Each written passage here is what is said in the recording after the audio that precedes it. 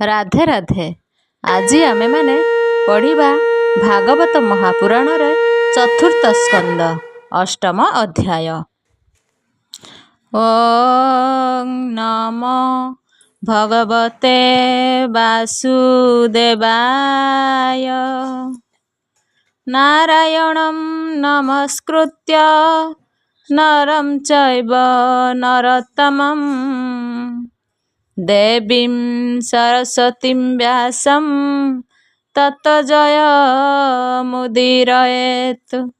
मूकं करोति वाचालं पंगुं लंघयते गिरिं यत्कृपातमहं वन्दे परमानन्दमाधवम्। निगमकल्पतरुगलितं फलं सुखमुखाद्भृतद्रवसंयुतं पिबत भागवतं रसमालयं मुहुरः रसिका भुवि भावुकाः। चतुर्थ स्कंद अष्टम अध्याय। ध्रुवचरित राग कलसा। नमामि अंबिका सुत चरण पंकज सर्वदेवंक मध्ये जानाम विघ्नराज। अम्बरीश गिरी समुद्रर कळेबर किरीट कुंडल कंठे हार मनोहर। तुंगं वक्षस्थल दीर्घ सोहे भुजचारी अक्षय अमृत तृण पाशांकुशधारी। जाहार प्रसन्न बले जड़ बुद्धि तुटे निर्मल वचन जे स्फुरई कंठ तटे। मोर चित्ते प्रसन्न हुआ है लंबोदर कहे भागवत वाणी संसार रे सार। भक्ति जोग मध्य जे उत्तम भागवत कहिबी चतुर्थ स्कंदे ध्रुवर चरित। शपथ बरस पुत्र घर तप कला मातृ सपत्नीर वाक्य हरिंको भजिला। पिता जानुआरोहण भंग दोष मने सप्त ऋषि ऊर्ध्वे जाई बसिला गगने। जार घर तप देखी भृगु मन तो से धन्य धन्य ध्रुव बोली ऋषि मध्य भासे। जननी सहिते ध्रुव गमई आकाशे दर्शन मात्रे त्रिकालर पाप नाशे। अधिक आयुष लभे त्रयोदश समा जार भाव न लभन्ति इंद्रहर ब्रह्मा। ताहार चरित जे शुणन्ति सावधाने सर्व पाप हरे मन रहे विष्णुधाने। अशेष अमृत वाणी ध्रुवर चरित कहिबी प्रसन्न हुआ मते गणनाथ। पुण्य क्षेत्र बने सरस्वती तटे रही मैत्रेय मुनि जे विदुरर आगे कही। दुर्गति तारण पुण्य भीष्म निवारण कहे विप्र जगन्नाथ सावधाने शुण। मैत्रेय उवाच सर्वशास्त्र जानी जे कहई नाना मते ध्रुवर चरित विष्णु भक्त जनहिते। मैत्रेय आगे पराशर मुनि कही विष्णु जनहिते वैष्णव भाव बही। परमहंस विमाने वैकुंठ जानते। वैष्णव अग्रणी शिव कुमार अग्रते। विष्णुदूते हरि कथा कहिछन्ति जाहा। भाषा प्रबंधरे मुहि प्रकाशिबि ताहा। सावधाने दृढ़ चित्ते कर एथे भाव। ए दृढ़ बइते भव बारिधि तरिब। विष्णुर आदेशे सृष्टि काले पद्मजनी। मैथुन प्रकारे सेहि शिव शक्ति घेनी। निज कलेवर ब्रह्मा बेनी खंड कले। स्वयंभुव मनु सतरूपा प्रकाशिले। मैथुन बंधे पूजाइले पुत्र बेनी। सृष्टि अंश हेतु तिनी कन्या संगे घेनी। प्रिय व्रत उत्तान पाद नाम आद्यर। सुगुण स्वरूप रूपे मोहे तिनी पूर। कन्या एक तहु प्रजापतिर संभूत। जेणु ब्रह्मा भिआई सर्जिला ए जगत। सृष्टि पूर्वे आन रूपे बेनी सहोदर। प्रजावर्ग संचिले से अनेक प्रकार। उत्थान पादर से होइले पत्नी बेनी। सुरुचि सुनीति जे सुंदर गुण घेनी। से बेनी पत्नीक मध्ये सुरुचि सुप्रिया। उत्थान पादर चित्ते तारे बड़ दया। ताहार उदरे जेउ बेनी पुत्र हुए। रूप गुण सुंदर रे जगत जनम है। तार बड़ प्रिय उत्थान पाद राजा। भूषण बसन आदि करे तांकु पूजा। नित्य प्रिय व्रती से निमिषे न छाड़ई। पत्नी सुत भावे स्वगौरव भाव बही। सुनीति प्रिय तार सुत ध्रुव नाम। रूप गुणे सुंदर मोहित कोटि काम। बेनी सुत बेनी धात्री घेनी थांती नित्य। पितार समीपे दियंती राज सेवा मते। एक दिने सुरुचि उत्तम कर धरी। नृपति समीपे मिले प्रिय भाव करी। उत्तम कुकळे देई रहिले अंतर। नृपति सभार मध्य प्रिय भाव भरे। एमंत समय धात्री ध्रुव घेनी संगे। राजार समीपे प्रेम पुत्र भाव रंगे। उत्तम कुकळे देखी ध्रुव स्नेह कला। पिता कोळे बसिबाकु हस्त प्रसारिला। ताहा देखी कप चित्ते सुरुचि कहई। दुर्भागा तनये तब दने लाज नाही। आरोहण करी लोडु नृप सिंहासने। जे आसन सुपूजित एतिनि भुवने। पूर्व तप फले देख उत्तम कुमार। नृप बीर्जे उपजिला मोहर उदर। एजे नृप सिंहासने बसिबाकु एक। एकथा विदित भले जानन्ति त्रिलोक। विष्णुरे कठोर तप पूर्वे जे करई। तप बळे लभे से दुर्लभ नर देही। जेउ तपे जेते भोग करन्ति जगते। कहई बालक पुत्र शुण एक चित्ते। जेउ तपे बसन्ति जे ए राज आसने। कोटि तपे पाइछन्ति ताहा राजा माने।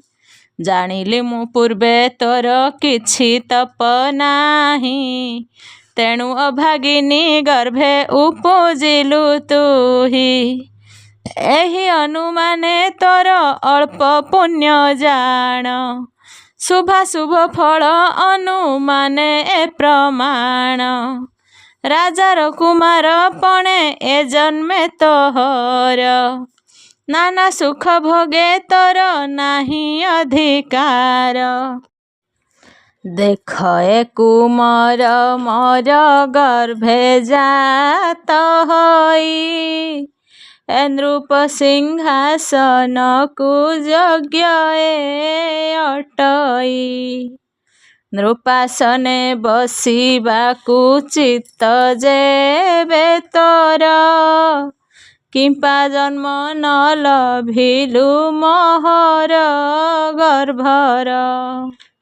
ଏମନ୍ତ ସଭାର ମଧ୍ୟେ ସୁରୁଚି ବଚନ, ଶୁଣି ଧ୍ରୁବ ଶୋକ ଚିତ୍ତେ ହୋଇଲା ମୌନ। ଅନ୍ତର୍ଗତେ କମ୍ପଇ ତାହାର ନିଜ ଦେହି, ଅଧମୁଖେ ରହିଲା ଭୂମିକୁ ଦୃଷ୍ଟି ଦେଇ। ଅନୁଚିତ ଉଚିତ ନ କହେ ନୃପମଣି, ସଭା ମଧ୍ୟେ ଶୁଣି ସେ ସୁରୁଚି ଗର୍ଭବାଣୀ। ତାହାର ଗୌରବେ ଯେ ଯନ୍ତ୍ରିତ ଚିତ୍ତ ହୋଇ, ସଭା ମଧ୍ୟେ ଏଇ ବାକ୍ୟ ନ ପାରଇ କହି।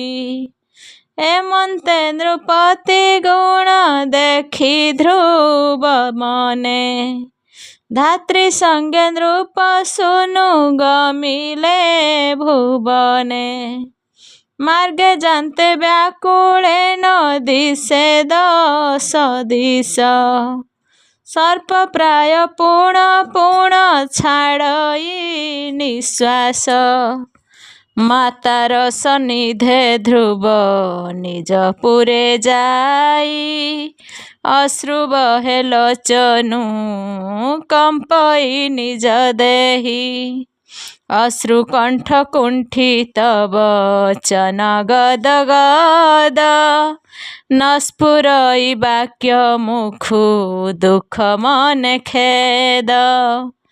ଏମନ୍ତ ପୁତ୍ର ବଦନ ସୁନୀତି ଅନାଇ, ଛନ ଚିତ୍ତେ ପଚାରିଲେ ଧାତ୍ରୀ ମୁଖ ଚାହିଁ। ତୁ ପୁତ୍ର ଘେନି ଗଲୁ ନୃପତି ସମୀପେ, କିମ୍ପା ତୁ ରୋଦନ କରୁ ଅତି ମନସ୍ତାପେ। ମାତାର ବଚନ ଶୁଣି ନୃପତି ନନ୍ଦନ, ଊର୍ଦ୍ଧ୍ୱମୁଖେ ଚାହିଁ କହେ ବିକଳ ବଚନ। ଜନନୀ ଜାଣିଲେ ପୁତ୍ର ଅପମାନ ପାଇ, ପିତାର ସମୀପେ କିବା ଅପମାନ ବହି। ମୁଖ ଲକ୍ଷ୍ମୀ ଏହାର ତ ନ ଦିଶେ ସୁନ୍ଦର, ଅତି ଦୁଃଖେ ବୁଡ଼ିଲା ଯେ ମୋହର କୁମର। ବେନି କରେ ଆକର୍ଷି ପୁତ୍ରକୁ କୋଳେ ଧରି, ମୂର୍ଧନି ଆଘ୍ରାଣ କରି ନିଶ୍ୱାସ ସଂହରି। ଅତି ମ୍ଳାନ ମୁଖ ଦେଖି ପୁନ ପୁନ କଳେ, ଉଦରେ ଲଗାଇ ପୁଛେ ଅତି ସ୍ନେହ ଭରେ। ମୁଖେ ଜଳ ସିଞ୍ଚି ସେ ବଦନୁ ପୋଛେ ଲୁହ, କିମ୍ପା ତୁ ରୋଦନ କରୁ ବେଗେ ବସ କହ। ରାଜାର କୁମାର ତୁ ଦୁର୍ଲଭ ପ୍ରାଣୀଙ୍କର, ସ୍ୱଭାବେ ସୁନ୍ଦର ଗୁଣ ନୀତି ମନୋହର।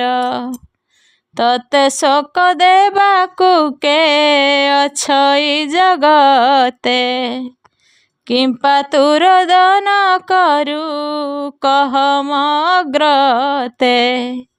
ମାତାର ବଚନ ଶୁଣି ଧ୍ରୁବ ଦୁଃଖ ମନେ, ନିଶ୍ୱାସ କୁଣ୍ଠିତ ଅଶ୍ରୁ କଣ୍ଠ ପୂର୍ଣ୍ଣ ମନେ। ଶୁଣ ଗଜନନୀ କହୁ ତୋହର ଅଗ୍ରତେ, ରାଜା ମହାଦେଇ ତୁମ୍ଭେ ବୋଲାଅ କେମନ୍ତେ। ସୁରୁଚି ପ୍ରାୟ ତୁମ୍ଭଙ୍କୁ ଜାଣନ୍ତି ଜଗତେ, ସେ ରାଜାରେ ପ୍ରିୟା ତୁମ୍ଭେ ଦୁର୍ଭାଗୀ କେମନ୍ତେ। କେଉଁ ମତେ ଉତ୍ତମ ବୋଲାଇ ତାର ପୁଅ, ମୁଁ ଅଧମ ମାତା ସତ ମତେ ତୁମେ କୁହ। ନୃପ ସିଂହାସନେ ବସିବାକୁ ବେନି ଭାଇ, ସେ କିମ୍ପା ହୋଇଲା ଯୋଗ୍ୟ ମତେ ଭୋଗ ନାହିଁ। ସେ କିମ୍ପା ଉତ୍ତମ ନାମ ବହିଲା ଜଗତେ, ତୋର ପୁଅ ହୋଇ ମୁହିଁ ଅଧମ କେମନ୍ତେ। ମୋହର ସୁକୃତ କିମ୍ପା ଏମନ୍ତ ହୋଇଲା, ଉତ୍ତମ ଉତ୍ତମ ସୁଖ କେମନ୍ତେ ପାଇଲା। ଏମନ୍ତ ପୁତ୍ର ବଚନ ଶୁଣିଣ ସୁନୀତି, ପୁତ୍ରର ବିଚାର ପ୍ରଶ୍ନେ ଦୃଢ଼ତର ମତି। ସ୍ତବଧେ ରହି ନିଶ୍ୱାସ ଛାଡ଼େ ଧୀରେ ଧୀରେ, ଶିଶୁ କୋପ ଶାନ୍ତି ଅର୍ଥେ କହଇ ମଧୁରେ। ସ୍ୱଭାବେ ରାଜନୀତି ସେ କହେ ପୁତ୍ରେ ଚାହିଁ, କହିବି ସକଳ ମନୁ ଦୁଃଖ ଛାଡ଼ ତୁହି।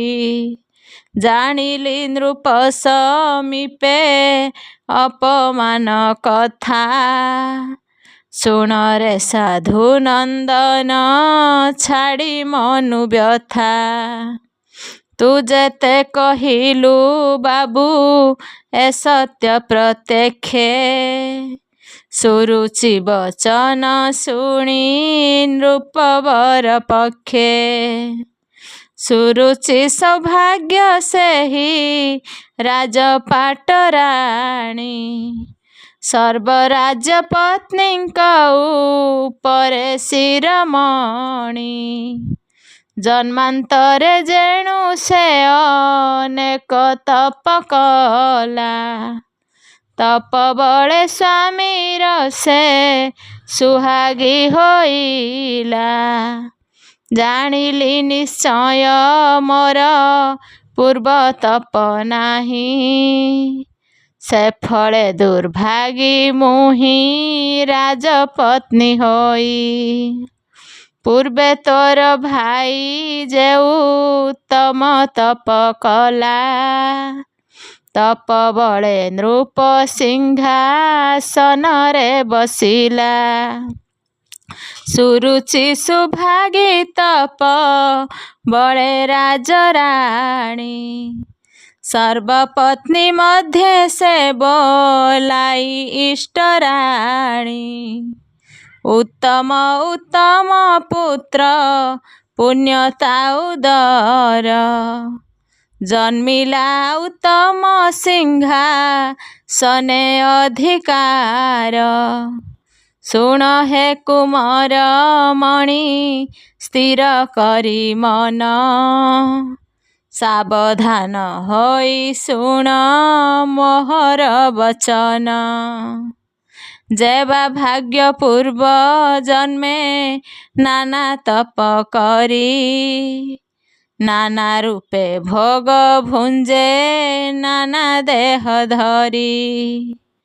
ଚନ୍ଦ୍ର ଜ୍ୟୋତି ପାଟ ଛତ୍ର ଚାମର ସମେତେ, नृप सिंहासने बसे बाद्यनाद गीते सिंदूरे मंडित शिर राजवृंद मेले मनगामी तुरंगम चतुरंग बले अनादि व्याधि जीवने जय शीत सीमा उत्तम सुजने तार सुचित महिमा शुभ राज्य राजपद लभे अकंटक राजा जस गुणे पूरे यह परलोक हरि हरि चरण से बई नित्य नित्य दुखी जनंकरे दया बहे हृदगत निर्मल पवित्र ज्ञान नित्य जार चित्ते सर्वशास्त्र अभ्यास करई शुद्ध चित्ते रिपुराज वर्ग जय सत्य गुणे मति कारुण्य संपूर्ण दृष्टि वाणी श्रुधाकृति सर्वदा निश्चले सद गुरुपादे भक्ति सर्वदा सुख जे जात संजगरे शक्ति उपासना मन रुचि अभय वचन सभा मध्ये सुपंडित अति विद्यमान प्रजांत तारण मध्ये अति वीरपण यह परलोके हुए सुजस स्मरण बंधु वर्गे धीरपणे अनुव्रत रहे वाणिज्य चतुर भाव वाक्य मन मोहे जोषित प्रयोग मृदु वचन भाषित ब्राह्मण विषये चित्त भजे सविनीत स्वधर्मे जीवने पोषे निज वृत्ति रही वृद्धंकर भाव से सात्विके मन देई भागीरथी तीरे वास सुतीर्थे मरण अर्थी भोकी गणे मुख्य अतिथि तरण बंधुजन तुले भोग करे समतुले दान दक्षे दिवस जाहार जाई भले निज विद्याभ्यासने वर्तई निरंतरे नित्य सेवा करे तात जननी पयरे जस धर्म निरंतरे संचेधन प्राय स्वर्ग अपवर्ग बुद्धि सर्वगुण बहे नित्य मिले साधु संग मित्र सर्वभूते इतिहास पुराणादि शुणे शुद्ध चित्ते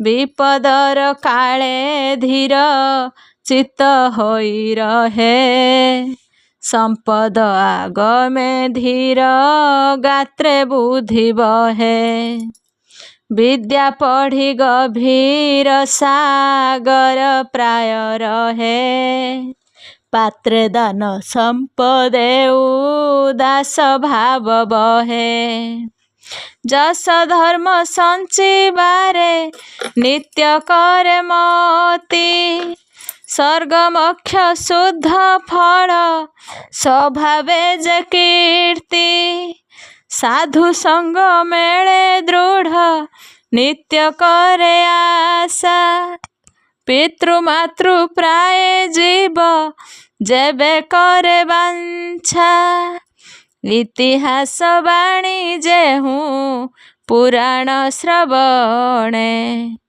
उत्कण्ठ स्वभाव नित्य बहे अनुक्षणे विपद आगमे जे आपदे बंचे दीन संपदर काले भासे मधुर वचन गभीर वचन कहे वचन विकासे उत्तम उदार बुद्धि प्राय उपदेशे समदम महत जे शरीर धरई एते गुण बहे जार पूर्व भाग्य थाई एणु पूर्वे तोहर मोहर तपनाही ए जन्मे लोडिले पुत्र पाइबा ताकाही मान अपमान जे फलई कर्म बळे एहा जानी प्राणी चित्त न रहे निश्चले आपणा अर्जिला कर्म आपणे भुंजई विधातार बळे कर्म अन्यथा नुहई एणु तू न करी शोक कर्म को आदर मोहर वचने पुत्र कोप तू संघर एमंत मातार वाक्य सावधाने शुणी ध्रुव ही पंडित वाक्य मने मने गुणी जननी बदन चाही बेनी कर जोड़ी कहे सुप्रमोद वाक्य माता पादे पड़ी ध्रुव उवाच कहई मधुर वाणी जननी ग शुण मते तू बालक प्राय केबे हे न मण पवित्र मनुवंशरे जन्म जे मोहर उत्तान पादर बीर्जे तोहर उदर तुझे बोलू तपे सर्व संपद कारण तेणु कहुअछि तू ही स्थिर मने शुण संसार दुर्लभ पद जदि तपे पाई से निगम दुर्गम बने साधिबई मुहि एकमात्र आज्ञा मते दिय शुद्ध चित्ते आशीर्वाद दिय तप साधई जे मन्ते एमंत निष्ठार वाणी शुणी पुत्र मुखे सुनीति कपाळे कर देई मन दुखे एमंते ध्रुवर वाणी दृढ़ शुणी माता पुत्र मुख चाही मने कला गुरु चिंता बोलई मोहर गर्भु जात ए कुमर राजार आत्मा संभूते तेजे पर खर क्षत्रिय स्वभाव बहे दुर्गम चरित तपबल श्रवणे द्रविला अंतर्गत तेज विराजई देहे तपन पराए अवश्य गमिब तपे जानिली निश्चय एके बेहे न रहिब मोहर वचने न जानी मु उपदेश कहिली अज्ञाने ताहार सुंदर मुख न देखि सन्मुखे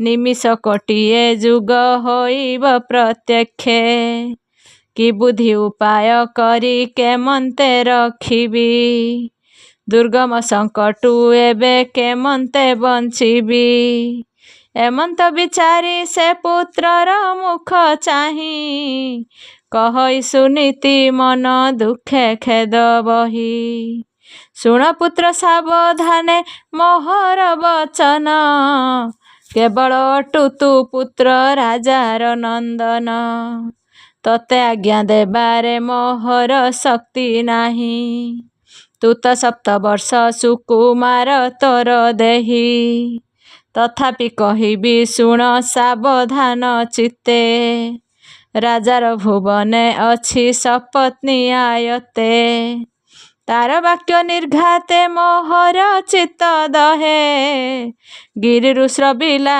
ପ୍ରାୟ ଅଶ୍ରୁଧାରା ବହେ। ଏବେ ତୋର ବନ ଗତି ଶୁଣି ମୋର ମନ, ଅଧିକା ସ୍ରବଇ ସେଲୋ ତକ ମନୟନ।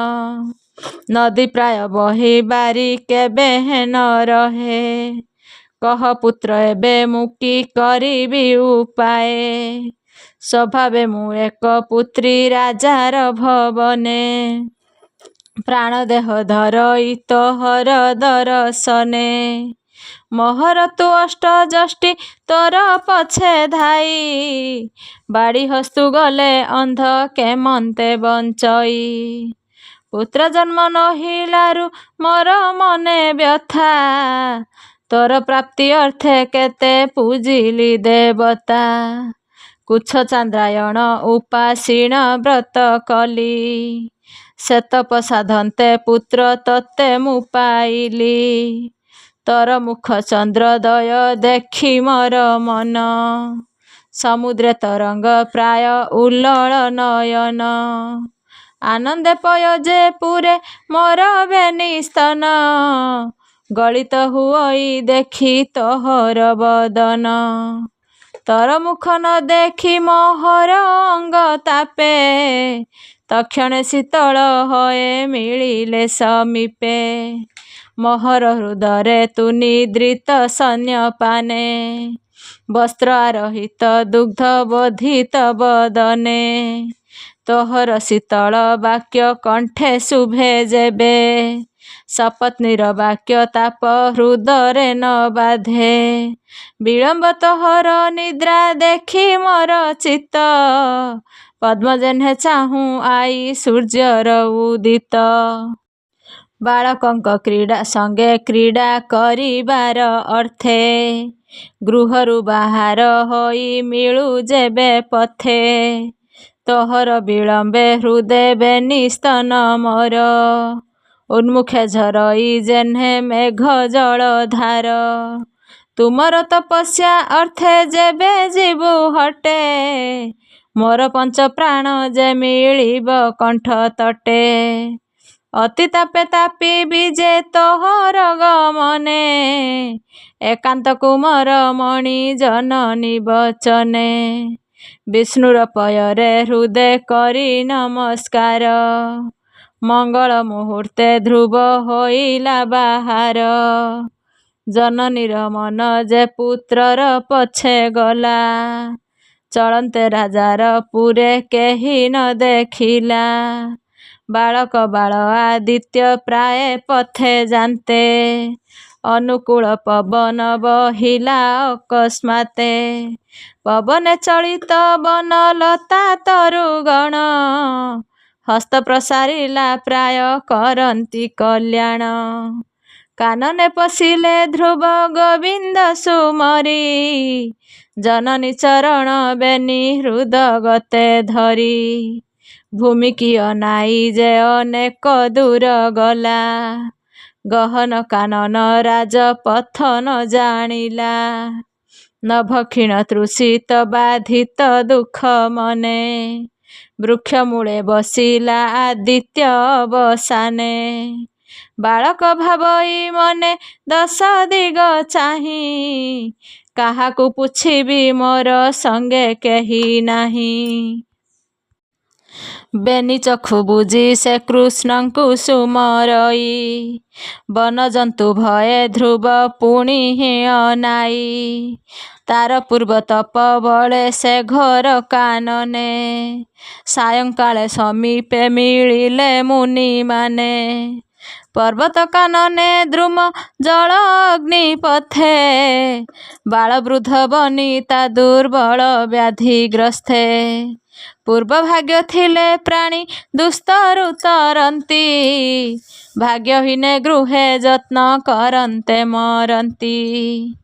ଦେଖ ତାର ଭାଗ୍ୟ ବଳ ସପ୍ତ ଋଷିଗଣ, ସମୀପେ ମିଳିଲେ ଆସି ଭୟଙ୍କର ବନେ।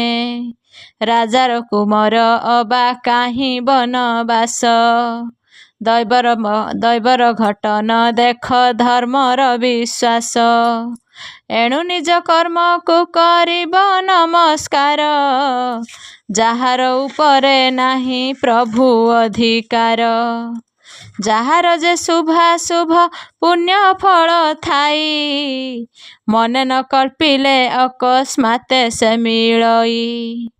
ଭବିଷ୍ୟତର ଯୁବନ୍ଧେ କରି ଆକର୍ଷଣ, ନାନା ସ୍ଥାନେ କରୁଥାଇ ଭବିଷ୍ୟ କାରଣ। ଶରୀର ସମ୍ପଦ ବିତ୍ତ ବିବିଧ ଚେଷ୍ଟିତ, ତେଜବଳ ଉଦ୍ୟମ ସେ ସହାୟ ପ୍ରମଥ। ପୁଣ୍ୟବଳ ଥିଲେ ସେ ସମସ୍ତ ଫଳ ପାଇ, ପୂର୍ବେ ନ ଅର୍ଜିଲେ ଲାଭ ନ ପାଇଟି କାହିଁ।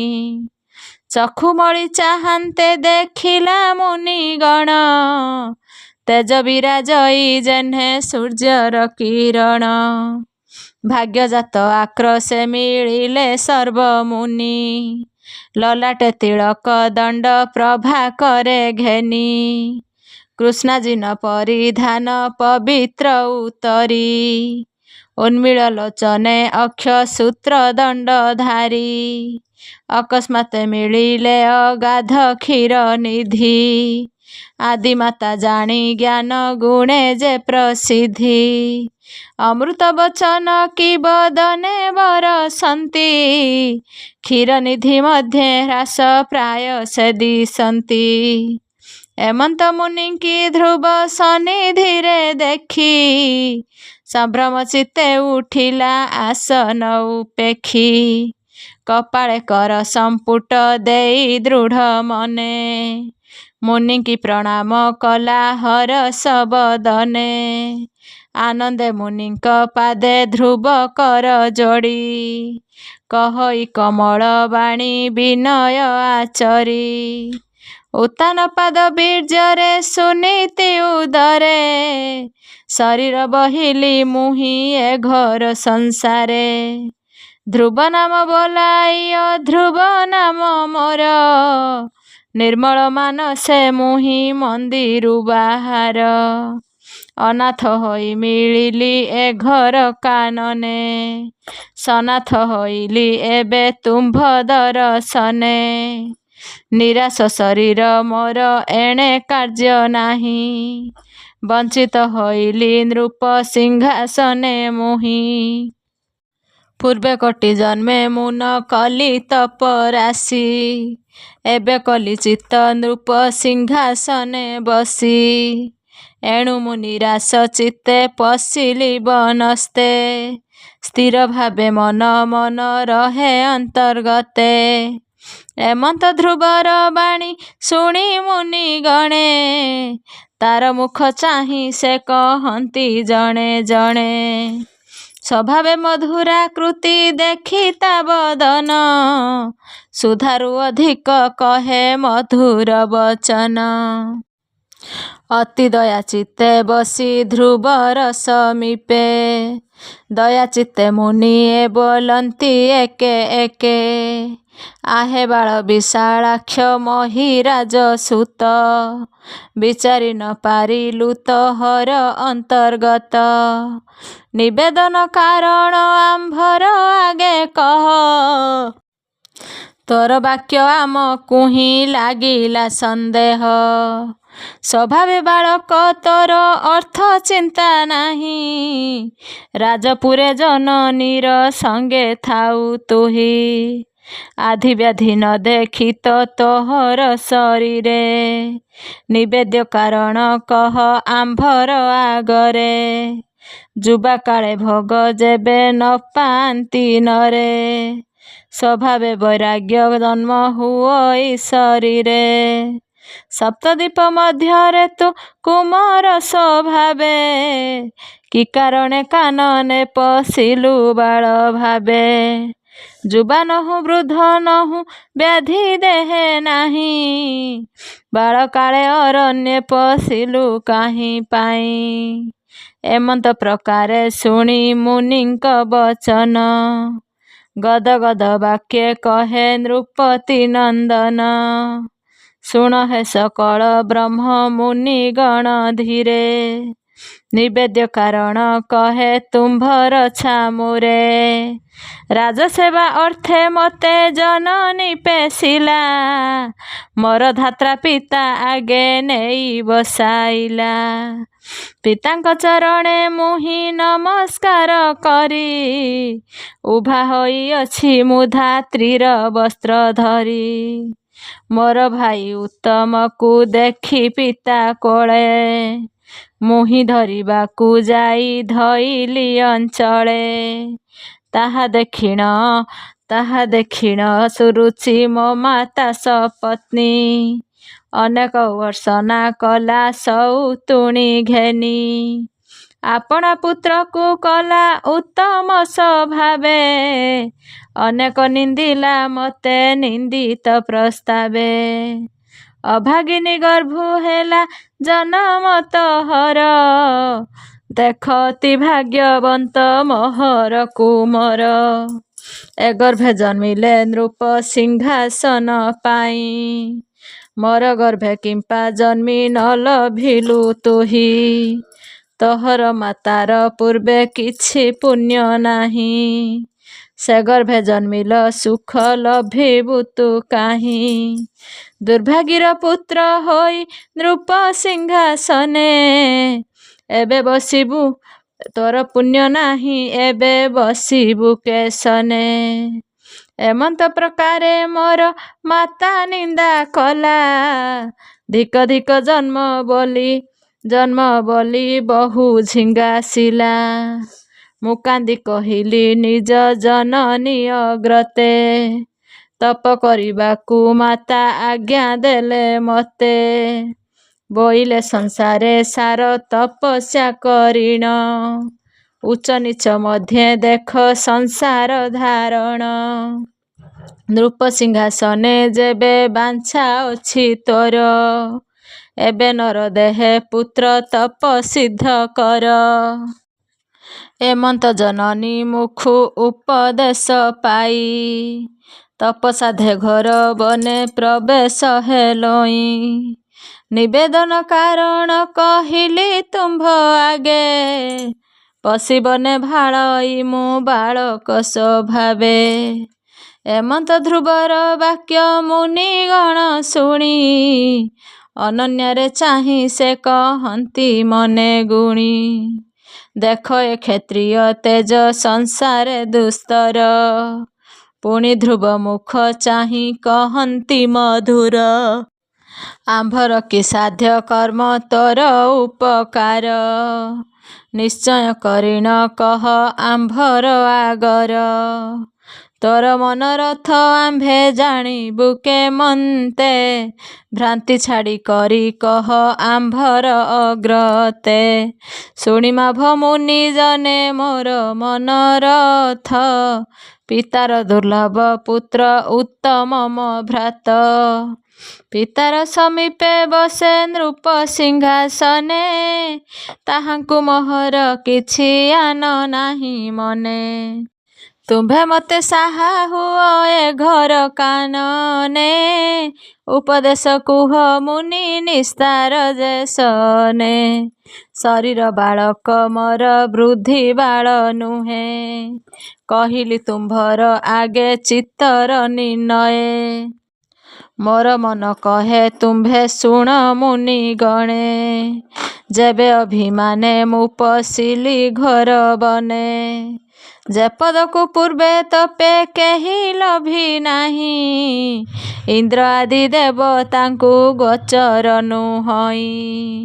ତ୍ରିଲୋକ ଉପରେ ସର୍ବବନ୍ଦିତ ଯେ ସ୍ଥାନ, ତହିଁ ବସିବି ନିଶ୍ଚିନ୍ତ କଳ୍ପଇ ମୋ ମନ।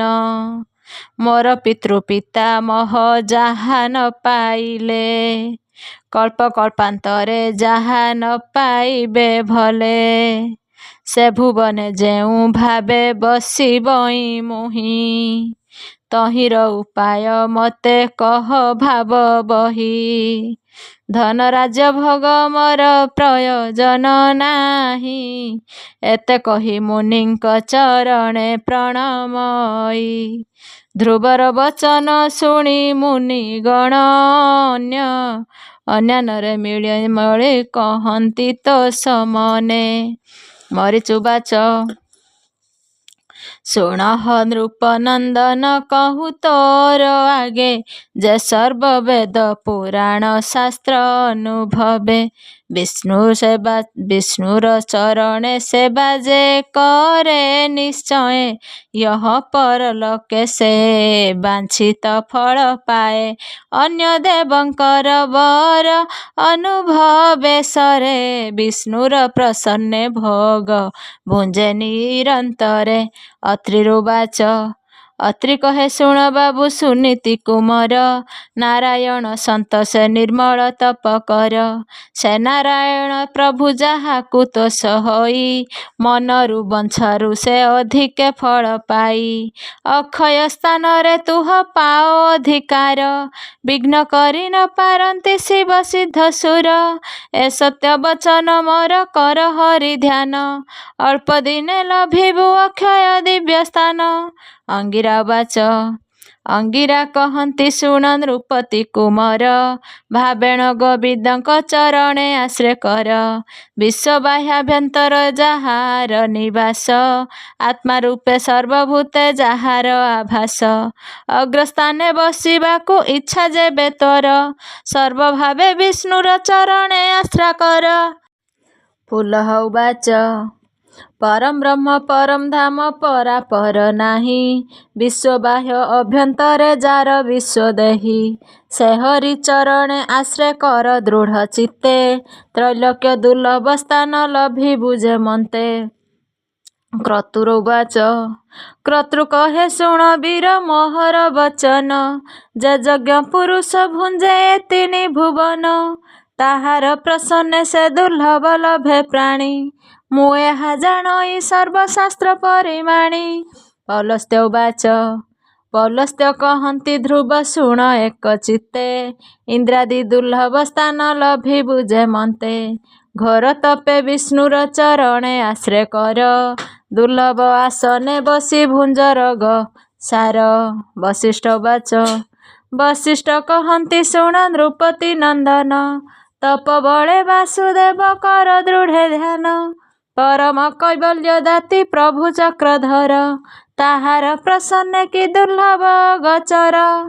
ଧ୍ରୁବଉବାଚ ଶୁଣିବେ ନିକର ଧ୍ରୁବ ଶିରେ ଦେଇ ତ ସେ, ପୁନ ପୁନ ପ୍ରଣମିଲା ଭକ୍ତିର ବିଶ୍ୱାସେ। ତୁମ୍ଭ ଉପଦେଶେ ଯେବେ ହରିଙ୍କୁ ଭଜିବି, ଉପାୟ କହିବା ମୋତେ କେମନ୍ତେ ପାଇବି। ସାଂଖ୍ୟ ଯୋଗେ କିବା ଜପ ତପ ମନ୍ତ୍ର ଧ୍ୟାନେ, ପ୍ରାଣାୟାମ ବଳେ କିବା ନିଶ୍ଚଳ ଆସନେ। କେମନ୍ତେ ପାଇବି ଅଳ୍ପ ଦିନେ ତପ କରି, ସ୍ୱଭାବେ ବାଳକ ମୁହିଁ ଦୁଃଖୀ ଦୁରାଚାରୀ। ଯେ ଆରାଧନେ ଭଜିବି ହରିଙ୍କି ଚରଣ, ପ୍ରସନ୍ନ ବଦନେ ମୋତେ କୁହ ମୁନିଗଣ। ଋଷିଗଣ ଏମନ୍ତ ବାଳକ ବାକ୍ୟ ଶୁଣି, ସପ୍ତ ଋଷିଗଣେ ଏକ ଚିତ୍ତେ ପରିମାଣି। ଋଚୁଃ କହନ୍ତି ହେ ଧ୍ରୁବ ଶୁଣ ନିର୍ବାଣ ପ୍ରକାର, ଯେଉଁ ଆରାଧନେ ଭବୁ ନିସ୍ତରନ୍ତି ନର। ପ୍ରତ୍ୟାହାର ବିଷୟ ବଳେ ସେ ଇନ୍ଦ୍ରିଗଣ, ବାହାର ଭିତରେ ମନେ କରନ୍ତି ଗମନ। ଇନ୍ଦ୍ରିରେ ବିଷୟ ମନ ନିଶ୍ଚଳେ ନିରଧି, ଗୁରୁ ବାକ୍ୟ ସାଧନ ବିଧାନ ଏ ପ୍ରସିଦ୍ଧି। ଜାଗ୍ରତ ସ୍ୱପ୍ନ ମଧ୍ୟେ ତୁରୀୟ ଭୂମି ସ୍ଥାନେ, ପଞ୍ଚ ପ୍ରାଣ ନିରୋଧନ କର ତତ୍ତ୍ୱ-ଜ୍ଞାନେ। ବାହ୍ୟ ଅନ୍ତେ ଜଳ ଘଟେ ଗଗନ ଯେ ସନେ, ସେହି ଭାବେ ସର୍ବ ଘଟେ ଦେଖି ଦିବ୍ୟ ଜ୍ଞାନେ। ନାଭି ଚକ୍ର ଊର୍ଦ୍ଧ୍ୱ ଦେଖ ଦଶହିଁ ଅଙ୍ଗୁଳେ, ପୀତବର୍ଣ୍ଣ ପ୍ରାୟ ଦିଶେ ହୃଦୟ କମଳେ। ଦ୍ୱାଦଶ ପାଖୁଡ଼ା ମଧ୍ୟେ ଷଡ଼ଯେ କେଶର, ଅଗ୍ନି ଚନ୍ଦ୍ର ସୂର୍ଯ୍ୟ ଦିଶେ ମଣ୍ଡଳ ଆକାର।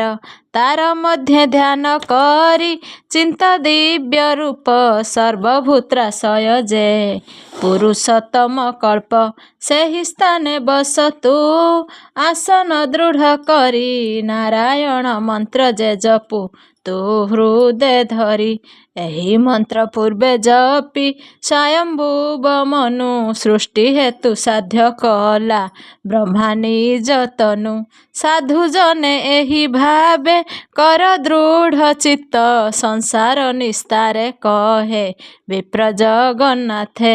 इति श्रीमद्भागवते महापुराणे पारमहंस्यां संहितायां 82 चतुर्थ स्कंदे ध्रुवचरिते नाम 8 अध्याय।